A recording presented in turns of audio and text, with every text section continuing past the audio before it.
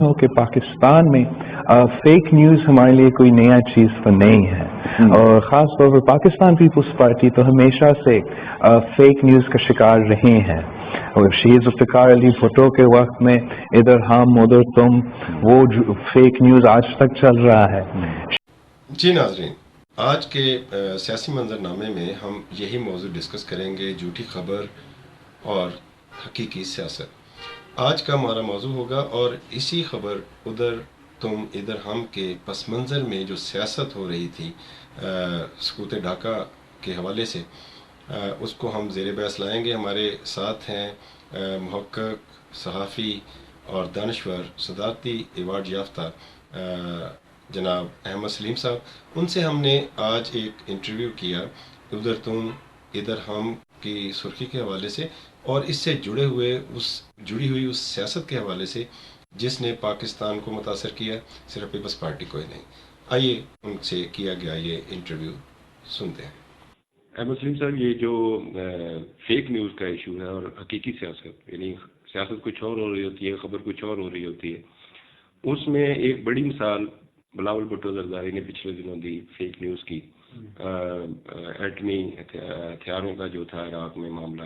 اسی طرح تاریخ میں ہم دیکھو تو بھٹو کے حوالے سے بھی بہت سی فیک نیوز آئیں، جس طرح بھٹو صاحب کے حوالے سے کہا گیا کہ انہوں نے نعرہ لگایا تھا ادھر تم ادھر ہم۔ تو اس نعرے کے پیچھے کیا تھا؟ یہ جو خبر چھپی، یہ کیا خبر تھی؟ آپ نے وہ سارا دور دیکھا، آپ کس طرح دیکھتے ہیں اس خبر کو اور اس کے پیچھے مارکات کیا تھے؟ اصل میں اس کے بانی تھے عباس اطہر۔ عباس اطہر سرخیاں جمانے کے بہت ماہر تھے، اور انہوں نے اس زمانے میں آزاد میں کام کیا، پھر مساوات میں آ گئے، اور یہ سرخی جو تھی ادھر تم ادھر ہم، یہ بنیادی طور پر بھٹو کی اس تقریر پر مبنی تھی جس میں بھٹو نے اس سے قریب قریب بات کرنے کی کوشش کی تھی کہ بھائی کچھ اس طرح کا سلسلہ ہو کہ ہم مل جل کر چیزوں کو ٹھیک کر لیں، لیکن اس نے ایسی زبردست سرخی نکالی جس سے پیپلز پارٹی جتنا بھی پیچھا چھڑانا چاہے وہ نہیں چھڑا پا رہی، اور اس نے بڑا ڈیمیج بھی کیا پاکستان کو احتیاط سے۔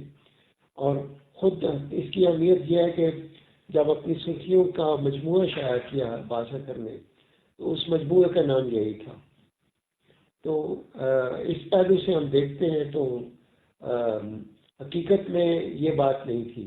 حقیقت میں بھٹو یہ کہنا یہ چاہتے تھے کہ شیخ مجیب اور ذوالفقار علی بھٹو دونوں عوام کے نمائندے ہیں، انہیں عوام نے منتخب کیا ہے، وہ مل کر طے کریں، چیزوں کو دیکھیں کس طرح یہ کرنا ہے، اور بھٹو کی یہ سجیشن تھی، اس طریقے سے تھی، تو یوں چل سکتا ہے معاملہ۔ اسکوتے ڈھاکہ کا جو ایشو ہے، اس میں بھٹو کا کردار آپ کیسے دیکھتے ہیں؟ کہ ذوالفقار علی بھٹو نے کیا اس میں رول پلے کیا، ان کا کردار کیا تھا؟ یہ کافی متنازع مسئلہ ہے، اور اس پر کوئی دو ٹوک اور قطعی رائے تو دینی مشکل ہے، لیکن جو کہتے ہیں نا کہ ایک طرح کے حالات و واقعات کو دیکھتے ہوئے کبھی کبھی ایسا لگتا ہے کہ ذوالفقار علی بھٹو اس وقت اگر یہ نہ کرتے کہ اور اپنی کم یعنی جو برتری کو، شیخ مجیب کی برتری کو تسلیم کر لیتے اور اس پر اصرار نہ کرتے کہ ہمیں اقتدار میں شریک کیا جائے، تو بظاہر تو یہی لگتا ہے کہ اس سے ڈیمیج ہوا، بہت زیادہ نقصان ہوا، لیکن اس کے پیچھے اور بہت سارے عوامل ہیں۔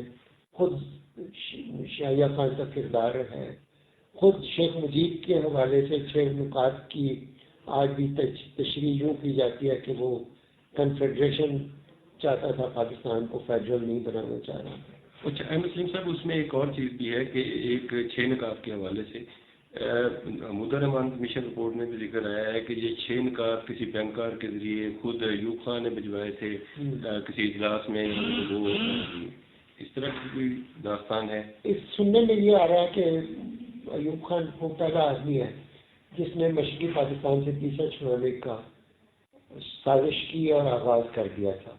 اس کے اکثر تحریروں سے یہ ظاہر ہوتا ہے کہ وہ انتہائی نفرت کا اظہار کرتا ہے مشرقی پاکستان کے عوام کے حوالے سے، اور کوئی بعید نہیں کہ اس نے سوچا ہو کہ خود انہی کے ہاتھوں پاکستان توڑوایا جائے، اور اس نے یہ اپنے کسی وزیر سے یا اپنے کسی بینکار سے یہ بنوا کر 6 نکات، کیونکہ وہ ان کا تعلق تھا شیخ مجیب کا ملازمت کے حوالے سے ان سے، وہ کون سی انشورنس کمپنی تھی، ہاں نہیں یہ جو ڈان گروپ ہے، ڈان گروپ ان کے ساتھ ان کے لنکس تھے، اور وہ ان کو بہت اہمیت بھی دیتے تھے شیخ مجیب کو. تو اس حوالے سے یہ بالکل بعید از قیاس نہیں ہو سکتی بات. ممکن ہے کہ ایسا ہوا ہو کہ خود ایوب خان نے یہ جال بچھایا ہو اور اس نے سوچا ہو کہ کسی طرح اگر مشرقی پاکستان سے جان چھوٹ جائے تو ہم اپنی من مرضی کو زیادہ کامیاب طریقے سے، کیونکہ اس کے پیچھے بنیادی وجہ یہ تھی کہ مشرقی پاکستان کی آبادی تھی 56%، اور جب بھی انتخابات ہوتے وہ اکثریت میں آ جاتے. تو کیونکہ ادھر جو 44% تھے وہ 6 لیڈرشپس تھی، 6 سربراہ پارٹیوں کے سربراہ تھے، تو ان کو اگر تقسیم کر دیا جائے تو ظاہر ہے کہ وہی ریشو آتا 20-22% فی پارٹی، تو وہ تو مل کے کچھ نہیں کر سکتے تھے اکیلے. تو لہذا یہ ان کو بڑی تکلیف تھی مغربی پاکستان میں لوگوں کو، سیاسی قیادت کو بھی اور اس سے اوپر کے جو حلقے ہیں ان کو بھی، کہ کسی طرح یہ 56%، کبھی انہوں نے اس کو 50s میں پیرٹی کا فارمولہ دیا. اب پیرٹی کا فارمولہ کیا ہے اس پہ ایک لمبی بحث ہو سکتی ہے الگ سے، لیکن فارمولہ یہ تھا کہ بھئی تم نہ 56% ہو نہ 44%، ہم برابر ہیں، برابری کے اصول پر. تو اب یہ ایک طرح کی نا انصافی کی روح کے لیے خلاف بات. 1 یونٹ جو تھا وہ برابری کی بنیاد پہ تھا، پیرٹی کا اصول اس پہ کہیں دکھائی دیتا تھا؟ نہیں، اس میں تو بہت گڑبڑ تھی.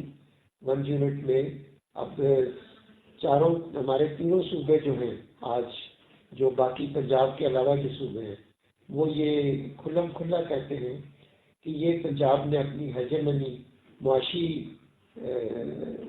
اپنا بالادستی اور تسلط کے لیے یہ 1 یونٹ کا منصوبہ کھڑا تھا، جس میں کہ صوبہ سرحد کی بجلی، بلوچستان کی کانکنی اور منرلز اور سندھ کی زمینیں، یہ پنجاب کے تصرف میں آ گئی.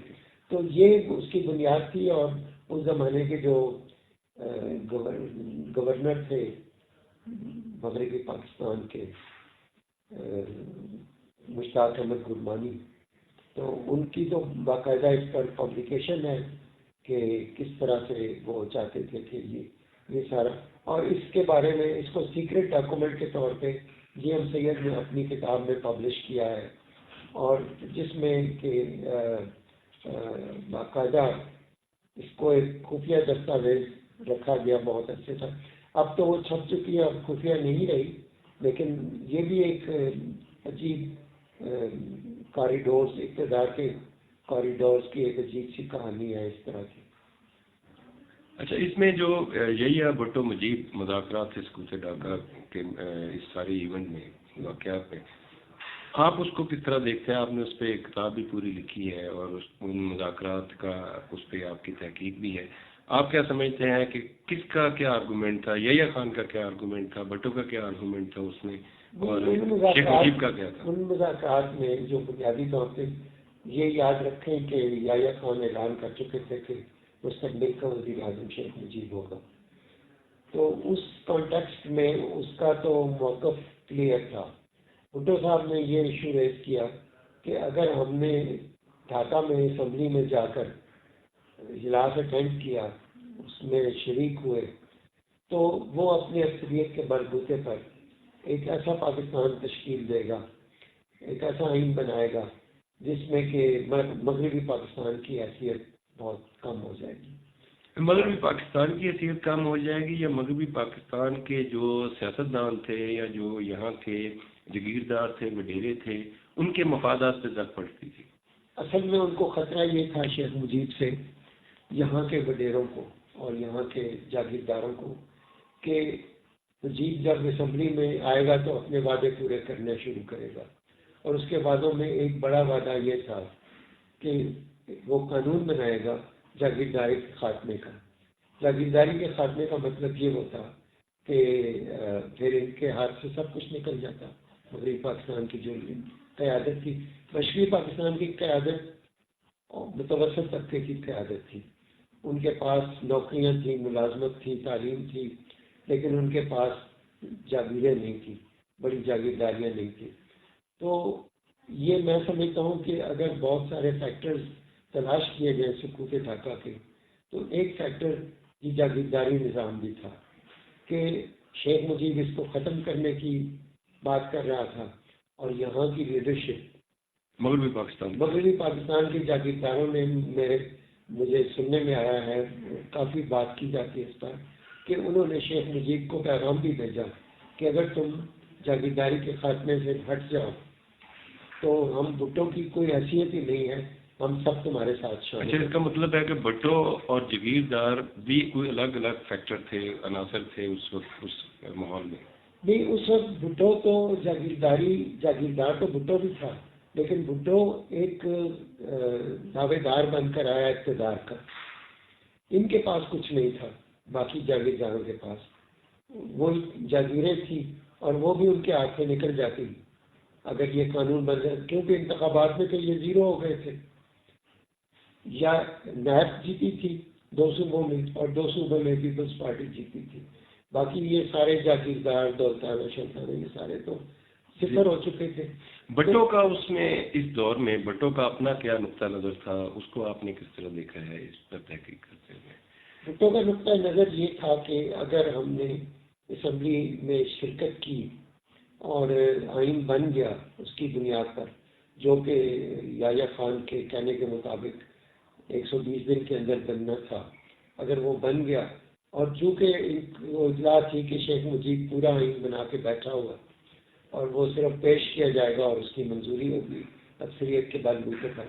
اور اکثریت کے بل بوتے پر ایک اہم بات یہ تھی کہ نیشنل عومی پارٹی جو تھی، مفتی محمود صاحب جو تھے، جمعیت علماء اسلام، یعنی کافی ایسی پارٹیاں تھیں جو پرو مجیب تھیں. تو اگر یہ آئین بن جاتا اور یہ پارٹیاں بھی مجیب کی تائید کر دیتی، تو پھر پیپلز پارٹی کی جو بظاہر مغربی پاکستان میں سب سے بڑی اکثریت تھی، اس کی کوئی حیثیت نہ رہ جاتی، وہ 20-25% پہ آ جاتے. اور اس میں ان کو یہ خطرہ تھا کہ، اور یہ پورے مغربی پاکستان کی آواز تھی، لیکن بھٹو آج خود اس کی نمائندگی کر رہا تھا پورے مغربی پاکستان کی، کہ اگر یہ اصول مان لیا گیا کہ اکثریت کی حکومت ہو تو پھر تو کسی کے حصے میں کچھ نہیں آئے گا. ویسے یہ آپ نے ایک بڑی حیران کن بات بتائی ہے. عموماً یہ تاثر پایا جاتا ہے کہ یحییٰ خان اور بھٹو ملے ہوئے تھے آپس میں، یعنی آپ کا کہنا ہے کہ یحییٰ خان اکثریت کی بنیاد پر قبول کر چکے تھے شیخ مجیب کو؟ نہیں، وہ اعلان کر چکا تھا، لیکن اس کے پیچھے اس کی جو مطالبہ تھا کہ اگر تم مجھے صدر رہنے دو تو پھر تم مستقبل کے وزیر اعظم ہو. لیکن سننے میں یہ آتا ہے، جو اس زمانے میں افواہیں بھی تھی، کہ شیخ مجیب نے کہا کہ میں ایسا کوئی کام نہیں کر سکتا جو جمہوریت کے منافی ہو، اور صدر جو ہے اس کو پارلیمنٹ منتخب کرے گی اور وہ دیکھے گی کہ صدر کون ہونا چاہیے. تو وہ کوئی کمٹمنٹ واضح دینے کے لیے تھی. اس سے شیخ یحییٰ بھی اس کے خلاف ہو گیا اور وہ مستقبل کے وزیر اعظم کے نعرے سے ہٹ گیا. پھر اس نے فوری طور پر، جب 26 مارچ کی رات ہے، ان کی ایک ہونے کی ثبوت یہ ہے کہ 26 مارچ کو اس نے 25 مارچ کی رات، 26 اور 25 مارچ کی درمیانی رات کو اس نے ایکشن کا، یہ 1970 میں 71 میں اس نے، جب مذاکرات ہو رہے تھے مجیب، بھٹو اور یحییٰ خان کے، تو اس رات وہ ان کو ڈیلے کرتا رہا مذاکرات میں. مشرقی پاکستان کے لوگوں کا کہنا یہ ہے کہ یہ ٹائم گین کر رہا تھا یحییٰ خان، تاکہ وہ مسلح افواج کو اور ساری تیاریوں کو پہنچا دیا. اور 26 مارچ کی رات کو وہ واپس آ گیا، 25 مارچ کی، اور یہاں پہنچا. اور اسی اگلی صبح یا رات کی رات گزرنے کے بعد 11ویں صبح بھٹو صاحب بھی آ گئے، اور بھٹو صاحب کا ایئرپورٹ پر پہلا بیان یہ تھا، خدا کا شکر ہے پاکستان بچ گیا۔ خدا کا شکر ہے، یعنی اس کا مطلب ہے کہ بھٹو صاحب اور جو ڈیل بنی منطقی انجام میں سارے پروسیس کے کہ شروع کام ہوا یحییٰ خان اور مجیب کے ایگریمنٹ سے، یحییٰ خان نے مجیب کو قائل کیا کہ مجھے صدر مانو گے، ان کے آپس میں عہد و پیمان تھے، قائل نہیں کر سکا، وہ تو بعد کا مرحلہ ہے، یعنی الیکشن جب ہوئے ہیں تو اس میں مجیب جو تھا اس کی اکثریت تھی۔ اچھا، وہ الیکشن جو تھے آپ اس کو فیئر الیکشن سمجھتے ہیں پاکستان کی تاریخ کے؟ ہاں، وہ فیئر الیکشن تھے، اور اس میں یہی گڑبڑ ہوئی کہ یہ انہوں نے فیئر الیکشن اس لیے کروائے کہ ان کو انٹیلیجنس کی جتنی رپورٹس ہیں اس میں ایک ہم پارلیمنٹ کا تصور تھا، اور کوئی بھی سیاسی جماعت اتنی واضح اکثریت نہیں لے سکتی تھی جس سے کہ وہ حکومت بنا سکے، اور یحییٰ خان صدر جیسا، اور وہ اپنا ایک آئین بھی بنوا چکا تھا جو جسٹس کارنیلیس نے اسلامی آئین تیار کیا تھا، وہ بھی بڑی مزیدار کہانی ہے، لیکن وہ ایک الگ موضوع ہے۔ تو یحییٰ خان اپنا آئین بنا چکا تھا، وہ پورے عزائم رکھتا تھا کہ وہ ملک کا نیا صدر بنے گا، کم از کم 5 سال کے لیے تو ضرور بنے گا، اور انتخابات میں چونکہ بالکل ہی رزلٹ الٹ آ گئے، یعنی یہ انتہائی توقع کے برخلاف تھے سب کی، شیخ مجیب بھی حیران رہ گیا اور بھٹو بھی حیران رہ گئے، اور نیب کو اپنا جو اسٹرگل تھی، جو کامیابی کی امید تھی، وہ سمجھتے تھے کہ ان کو اتنا ملنا چاہیے تھا۔ اپنے نیب کی آپ سمجھتے ہیں کیا وجہ بنی کہ یا بھٹو کے ابھار اور مجیب کے ابھار کی کیا وجہ تھی؟ کہ اس الیکشن کا ماحول تھا تو اس میں کمپین بھی چلی ہوگی، نعرے بھی ہوں گے، سلوگن بھی اس لیے کہ پاکستان 1970 تک پاکستان 1 یونٹ کے 55 میں 1 یونٹ بنا 70 تک ہو رہا، 70 میں یحییٰ خان نے یہ سوچ کر توڑا تھا کہ اس سے انتشار بڑھ گیا اور وہ اس کو کنٹرول کر لے گا اپنے انداز میں، یا ہو سکتا ہے اس نے سنسیئرلی توڑ دیا ہو کہ یہ مطالبہ چونکہ عوام کا ہے کہ یہ ختم کرو، تو اس لیے۔ باقی کیا آپ نے پوچھا تھا؟ میں یہ کہہ رہا تھا کہ یحییٰ خان اور بھٹو جو ہیں اور ان کا ابھار آیا اس الیکشن میں، حالانکہ انٹیلیجنس رپورٹ یحییٰ خان کی کچھ اور تھیں، تو اس میں نیب جو ہے، نیب کو کافی محفوظ سمجھا جاتا تھا بائیں بازو کے موقف کے حوالے سے، تو اس کی کیا وجہ بنی؟ لوگ کیوں نہیں اس کی طرف راغب ہوئے؟ نہیں، اس کی ایکچولی دیکھیں اس نے جو پالیٹکس کی تھی وہ انتہائی مشکل پالیٹکس تھی۔ وہ پالیٹکس یہ تھی کہ پاکستان کے ہر صوبے کے عوام کو ان کے وسائل ان پر خرچ ہوں، یہ ایک ہوا کے رخ کے خلاف جانے والی بات تھی۔ ان کو غدار کہا گیا، سندھ کی لیڈرشپ غدار تھی، خیبر پختونخوا کی لیڈرشپ غدار تھی، بلوچستان کی لیڈرشپ غدار قرار دی گئی، اور ان پر بمباری اور گولیاں چل رہی تھی، جو بھٹو کے دور میں بھی جاری رہا، بلکہ خوفناک شکل اختیار کر گیا۔ تو وہ مقبولیت انہیں علاقوں میں، پنجاب میں یہ پالیٹکس کسی طرح بھی مقبولیت کی نہیں تھی۔ بھٹو نے جو نعرہ دیا روٹی کپڑا اور مکان کا، وہ موسٹ پاپولر سلوگن تھا جس نے پنجاب میں اپنا اور سندھ میں اپنا کام کیا۔ سندھ میں اس نعرے کی وجہ سے جیم سید غائب ہو گیا اور اس طرح کی دوسری لیڈرشپ غائب ہو گئی، لیکن بلوچستان اور خیبر پختونخوا میں نیب کی لیڈرشپ نہیں، وہاں سے سیٹیں نکالی لی اور حکومت بنانے کی پوزیشن میں آ گئی۔ اچھا، یہ جو ایک فیکٹر ہے جس طرح یحییٰ خان اور بھٹو کی جو ایک اختلاف تھا جس میں پیپلز پارٹی ایک جماعت کی صورت میں بن کے سامنے آئی، کشمیر کا ایشو تھا، تو اس الیکشن میں بھی کہیں کشمیر تھا زیر بحث، کیونکہ کمپین تو بھٹو صاحب کا ابھار تو کشمیر کے ایشو کے حوالے سے تھا۔ نہیں، وہ چونکہ انہوں نے اعلان تاشکند کو ایک سازش قرار دیا تھا اور پاکستان کے خلاف قرار دیا تھا، تو وہ بھی ایک مقبولیت اس کو ملی۔ مطلب اس نے اپنے کارڈ اتنے ہوشیاری سے کھیلے بھٹو صاحب نے، اور ایسا لگا کہ وہ پاکستان کا مسیحا ہے، اور اس نے ان معاملات پر انگلی اٹھائی جو کہ عوام کے دل کے بہت قریب تھے۔ کشمیر کا معاملہ تھا، ہندوستان سے جو ہمارے تعلقات تھے ان کا معاملہ تھا. کرٹیسائز کر رہے تھے انڈیا کو اس الیکشن کمپین میں. تو بھٹو صاحب نے یہ ساری جو سیاست کھیلی جو، اور ابھی تک جو جیسے ابھی کل پرسوں بھی بلاول کا بیان کشمیر پر آیا کہ وہاں جا کر بھی نواز شریف نے کشمیر کی بات نہیں کی، کچھ اس طرح کا بیان وہ تھا کہ پورے دور میں کشمیر کے ایشو کو اگنور کیا. مودی جو ہے اس کو گھر مہمان بلایا مگر اسٹیٹ لیول کے ایشوز نہیں تھے، ذاتی تعلقات بنائے. یہ اس کا تو اس طرح کے مسائل آج بھی ہیں. اور پیپلز پارٹی کی وہ جو سلوگن تھی، اگرچہ اب اس کا بالکل بقیے ادھر چکے ہیں، اس سلوگن نے نہ روٹی دی، نہ کپڑا دیا، نہ مکان دیا.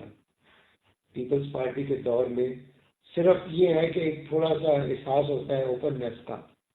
ادروائز تو پیپلز پارٹی کے پچھلے جو 5 برس گزرے ہیں اس میں انتہا درجے کی، بلکہ جب ان کی زبان سے کرپشن کی بات سنتے ہیں تو بڑی حیرت ہوتی ہے اور شرمندگی محسوس ہوتی ہے کہ اگر یہ کرپشن کے ناقد ہیں تو پھر تو کرپشن ختم ہو چکی ہے. اچھا، بھٹو صاحب کے حوالے سے جو کمپین روٹی کپڑا اور مکان تھا، اس کو پنجاب میں کیوں اتنی پذیرائی ملی؟ کیا پنجاب میں لیفٹ کمزور تھا؟ نہیں، پنجاب میں لیفٹ کبھی تھا بھی نہیں. یعنی لیفٹ جو بھی تھا وہ ہمیشہ اسٹرگلنگ فیز میں ہی رہا. چمن میں جب یہاں لیفٹ پر پابندیاں لگی 54 میں، یہ لیفٹ مخالفت کر رہا تھا. پنجاب کا لیفٹ وہ بھی ہوا کے مخالف رخ پہ جا رہا تھا. مثال کے طور پہ پاپولر چیزیں یہ تھی، ڈیفنس کرو، امریکہ کے ساتھ معاہدے کرو، ڈیفنس پیکٹ کرو. ان کو لیفٹ اپوز کر رہا تھا اور اس پروپیگنڈا یہ کیا گیا کہ یہ پاکستان کے مفادات کے خلاف جا رہے ہیں. سب سے پہلے تو 51 میں راولپنڈی کانسپریسی کیس بنا، حالانکہ اس میں بھی کشمیر کا ایشو تھا. جنرل اکبر کا کہنا یہ تھا کہ ہم تو کشمیر فتح کرنے کے قریب تھے جب ہمیں روک دیا گیا. لیکن یہ بہت ساری پیچیدہ صورتحال ہے. خیر صاحب بھی اس میں تھے مقدمے میں. جی صحیح. اچھا، یہ جو ابھی آج کی صورتحال آپ دیکھ رہے ہیں، یعنی بائیں بازو جو ہے اس وقت، اس کو آپ کیسے دیکھتے ہیں کہ ان کا کوئی ہیرارکی ہے، کچھ پارٹیاں بنی ہیں، اتحاد ہوئے ہیں؟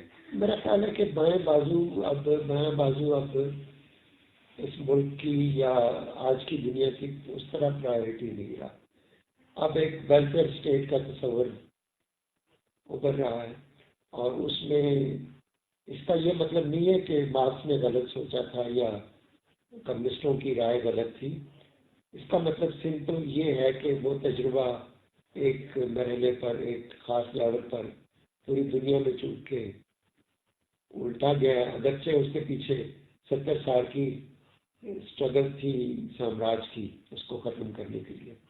لیکن لیفٹ کی ترجیح اب یہ ہے کہ بلکہ اب تو یہاں کی ترجیح یہ ہے کہ میں گھر سے سلامت نکلوں اور سلامت گھر واپس آ جاؤں، میرے بچے سلامتی سے واپس آ جائیں اور مجھے روٹی کھانے کو مل جائے.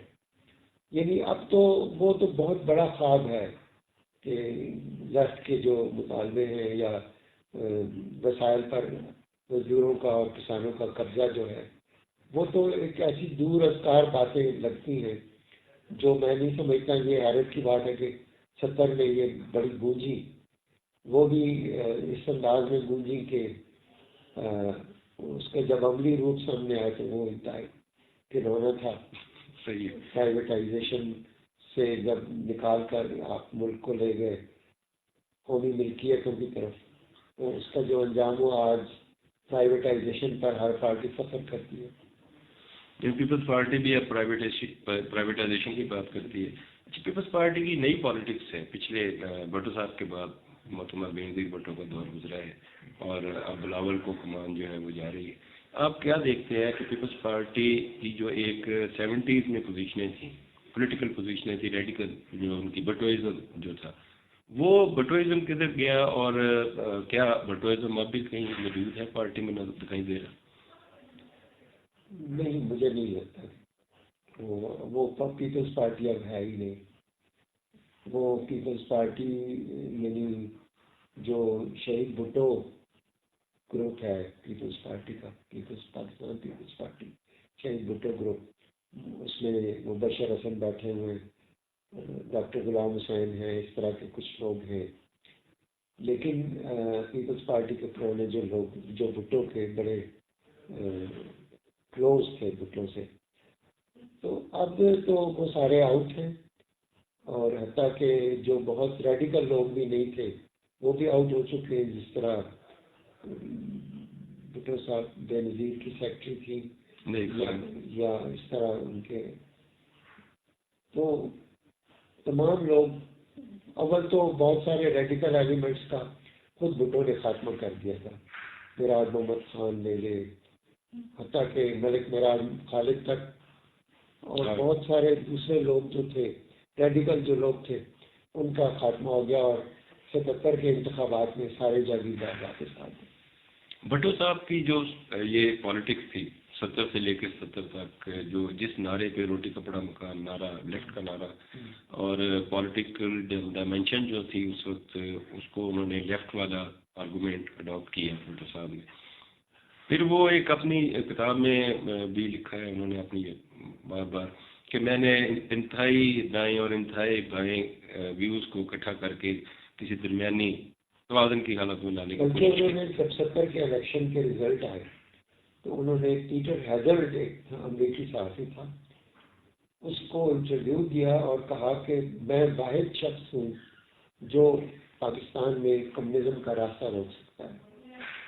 اور یہ بات سچ تھی، اور وہ واقعی ہی واز ان پوزیشن کہ وہ کمیونزم کے نام پر کمیونزم کا راستہ. یہ تو خیر محترمہ بے نظیر بھٹو نے بھی اپنے کالم میں، جو جب پرائم منسٹر تھی پیپلز پارٹی کے دوسرے دور میں، تو وہ دنیا کے مختلف ممالک میں ایک کالم بھی محترمہ بے نظیر بھٹو کا شائع ہوا تھا، جس میں انہوں نے کریڈٹ لیا تھا کہ ذوالفقار علی بھٹو نے سوشلزم کا راستہ روکا، اور وہ امریکی اخبارات میں بھی چھپا، نیوز میں بھی چھپا. خود اپنی زندگی میں 70 کے الیکشن کے موقع پر رزلٹ دیکھنے کے بعد یہ بیان دیا تھا، اور اپنی ایک طرح سے اہمیت بتائی تھی سامراج کو اور امریکہ کو کہ میں بہت امپورٹنٹ ہوں.